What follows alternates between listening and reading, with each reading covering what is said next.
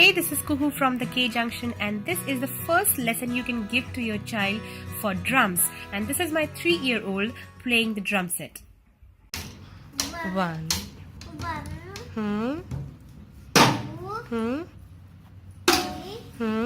Four. Again. Four. Hmm. Three. Hmm. Two. 1. So it is as simple as that. 1, 2, 3, 4, 4, 3, 2, 1. 1 is the bass drum, 4 is the cymbal, and 2, 3 are the middle drums. It looks very simple to us, but trust me, this is quite a challenge for kids. Their hand, legs, and eye coordination is being developed in this. Consider subscribing if you are new here. I will be posting more lessons on music for kids, and hit that bell button so that you receive all the notifications for my future videos.